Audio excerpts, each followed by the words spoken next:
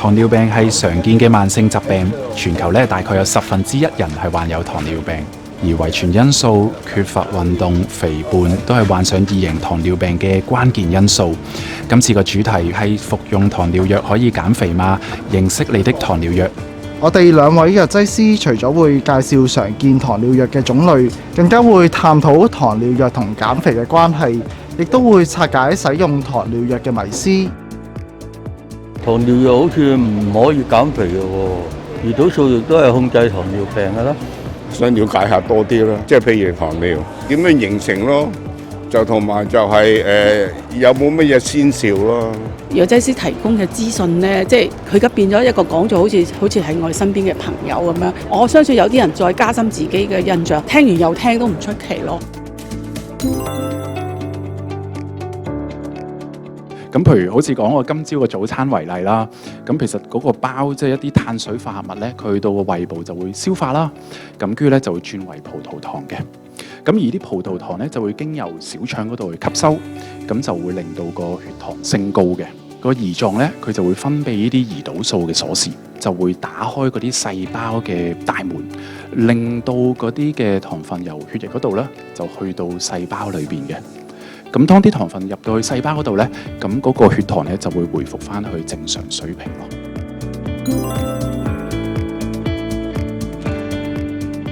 一型糖尿病病人因為咧個免疫系統失常咧，咁咧胰島細胞係受到破壞嘅，身體咧冇辦法製造胰島素啊，要接受胰島素嘅治療。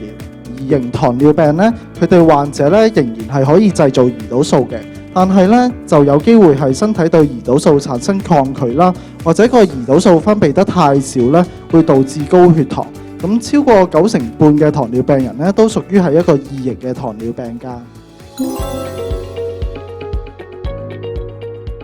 要記得定期覆診啦，按時服藥喎。另外，亦都要接受血糖嘅監測啦、糖尿病嘅教育啦，以及咧係每年都要做返糖尿病嘅併發症檢查嘅。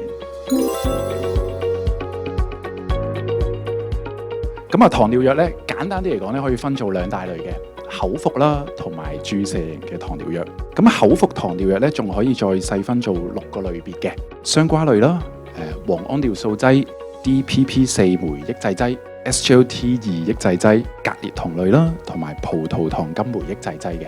咁跟住就去到注射型嘅降血糖藥啦。咁啊，非胰島素有2個類別啦，包括 GLP-1 受體速效劑同埋 GLP-1 GIP 受體速效劑。咁另外胰島素咧，咁有分速效啊、短效、中效、長效，同埋有啲係叫做預運型嘅胰島素嘅。咁有2隻嘅 GLP-1 受體速效劑，包括係 liraglutide 以及係 semaglutide 咧，都係可以用嚟減重嘅。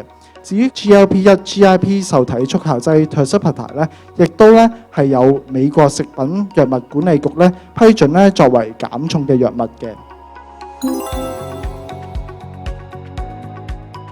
咁咧，的確有好多糖尿病友咧係要洗腎嘅，但係就唔係因為食藥物咧傷到個腎臟，而係咧長期高血糖咧，血糖咧會破壞咗腎臟嘅血管。藥物咧就係我哋控制血糖嘅工具，係幫手嚟嘅，就唔係敵人嚟嘅。我哋建議糖尿病患者了解所服用藥物嘅功用、劑量同埋常見嘅不良反應，亦都應該咧遵照藥物嘅標籤上邊用藥。如果對藥物有任何疑問，都可以向你嘅藥劑師查詢。除咗按時服藥之外，適量嘅運動對於糖尿病嘅管理亦都非常之重要。適量嘅運動唔單止可以增加身體對胰島素嘅敏感度，亦都可以幫助控制體重。大家記得要保持足夠嘅運動啦。如果你想認識更多健康以及藥物資訊，請繼續留意我哋自幼集系列之藥物解鎖講座，亦都可以瀏覽我哋網站知道多啲。